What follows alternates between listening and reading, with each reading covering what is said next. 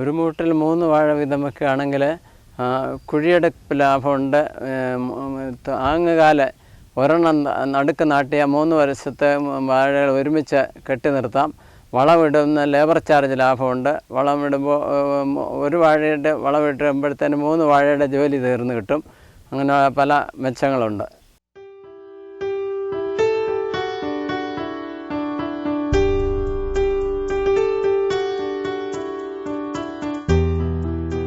ഏതാണ്ട് എല്ലാ ഇനം പച്ചക്കറികളും ഇവിടെ കൃഷി ചെയ്തിരിക്കുന്നു. വെണ്ട, വഴുതന, കത്തിരി, പാവൽ, മഞ്ഞൾ, മുളക്, കോവൽ, കുമ്പളം, പടവലം.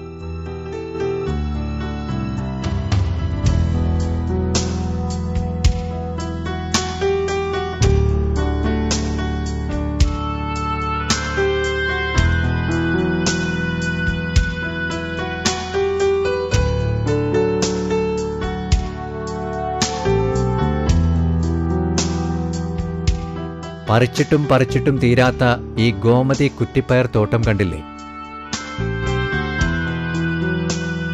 ഒരു കൃഷിത്തോട്ടമായാൽ പരാഗണ പ്രക്രിയയ്ക്ക് ശലഭങ്ങൾ വേണം. അതിനെന്താ, കണ്ടില്ലേ ഇട്ടിയവരയുടെ തേനീച്ച കൃഷി? ശുദ്ധമായ തേനിനും ക്ഷാമമില്ല.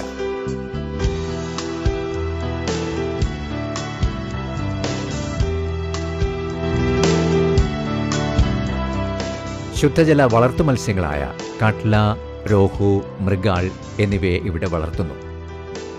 അലങ്കാര മത്സ്യങ്ങളുമുണ്ട്.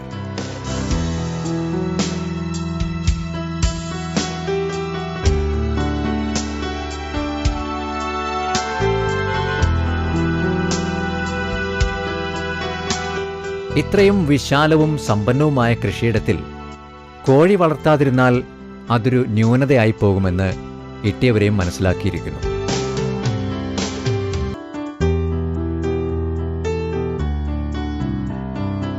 ധാതുക്കളുടെയും വിറ്റാമിനുകളുടെയും രോഗപ്രതിരോധകങ്ങളുടെയും കലവറയായ കിഴങ്ങുവർഗ വിളകളില്ലെങ്കിൽ പിന്നെന്ത് കൃഷിത്തോട്ടം?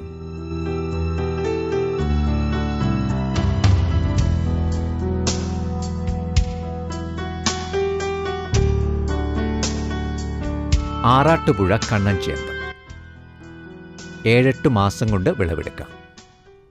കണ്ണൻ ചേമ്പാണ്, ആറാട്ടുപുഴ കണ്ണൻ എന്ന് പറയും. ഇത് ഒരു മൂട് 1 കിലോ വരെ വിളവ് കിട്ടുന്നതാണ്. ഇത് നിലം കിളച്ചൊരുക്കി കട്ടയെല്ലാം ഉടച്ച ശേഷം ചെറിയ കുഴികളെടുത്തിട്ട് അതിൽ കാലിവളമിട്ട് ചേമ്പ് നട്ടിട്ട് കരിയില ഇട്ട് മൂടും, മണ്ണ് തറയ്ക്കാതിരിക്കാൻ.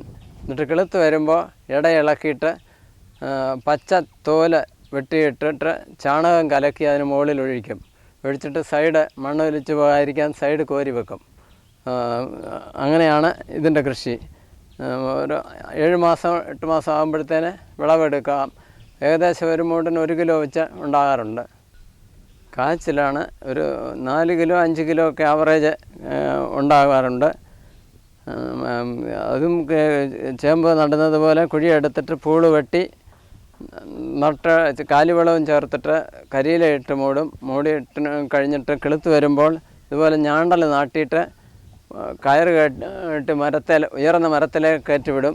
എത്രയും ഉയരത്തിലൊക്കെ അതിൻ്റെ വള്ളി പടർന്നു പോകുന്നു, അതിനനുസരിച്ച് അതിൻ്റെ കിഴങ്ങ് വളർച്ച കിട്ടുന്നത്.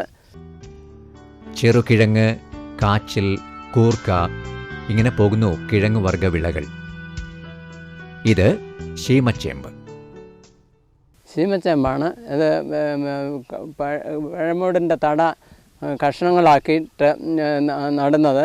നട്ട് നിലമൊരുക്കി കുഴിയെടുത്ത് നട്ട് അത് കാലിവളവും തറയ്ക്കാതിരിക്കാൻ കരിയിലയിട്ട് മൂടും. കിളുത്ത് വന്നു കഴിയുമ്പോൾ കടലപ്പിണ്ണാക്ക് പൊടി, വേപ്പിൻ പിണ്ണാക്ക് മുതലായ ജൈവവളങ്ങളിട്ടിട്ട് തോലും ഇട്ട് മണ്ണിട്ട് മൂടും. അത് 8 മാസം കൊണ്ടൊക്കെ വിളവെടുക്കാം. ഒരു മൂട്ടിൽ 10 മുതൽ 20 കിലോ വരെ ഉണ്ടാകാൻ സാധ്യതയുണ്ട്.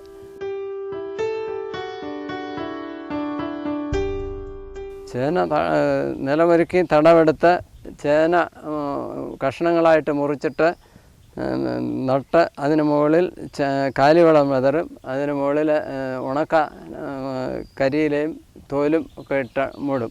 അത് കഴിഞ്ഞ് കിളുത്ത് കഴിഞ്ഞ് കഴിയുമ്പോൾ ചാണകവും തോലും വീണ്ടും കൊടുക്കും, മണ്ണ് കൂട്ടും. കാറ്റടിച്ച് പെടരാതിരിക്കാൻ കമ്പ് നാട്ടി കെട്ടാറുണ്ട്. 20 കിലോ 30 കിലോ ഒക്കെ ഉള്ള ചേന ഉണ്ടാകാറുണ്ട്. ഇത് ചെറുകിഴങ്ങാണ്.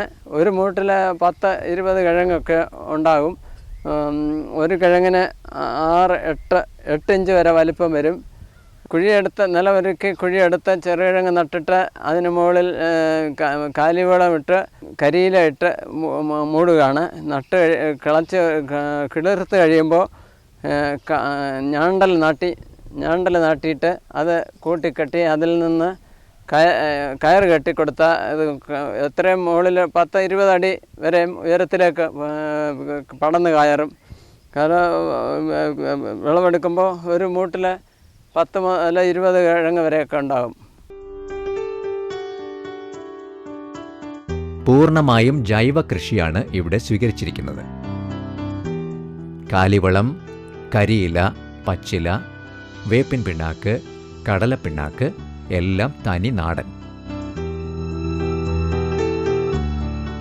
സേവനത്തിൽ നിന്നും വിരമിച്ച് വാഴകൃഷിയിൽ ആരംഭിച്ചതാണ് ഇട്ടിയവരയുടെ കാർഷിക ജീവിതം. പച്ചക്കറി ഫലവൃക്ഷ കൃഷിക്ക് ഹരിത കീർത്തി അവാർഡ് ജേതാവാണിദ്ദേഹം.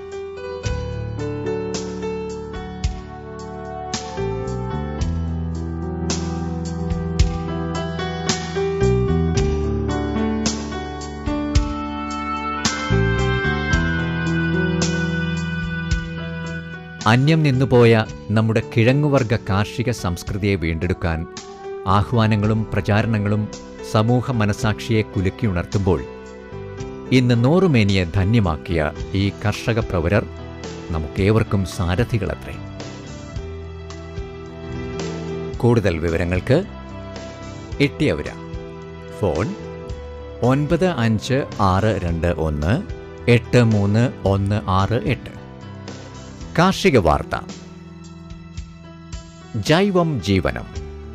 ഈ തലമുറയുടെയും ഭാവി തലമുറയുടെയും രക്ഷയ്ക്കായി ജൈവ കൃഷി ശീലിക്കാൻ ആത്മാ സമേതി ദേശീയ ഉച്ചകോടി ജനുവരി 7-8 തീയതികളിൽ അങ്കമാലി അറ്റ്ലക്സ് ഇന്റർനാഷണൽ കൺവെൻഷൻ സെന്ററിൽ നടത്തപ്പെടുന്നു. സെമിനാറുകൾ, പ്രദർശനങ്ങൾ, കർഷക സംഗമം. ഏവർക്കും സ്വാഗതം.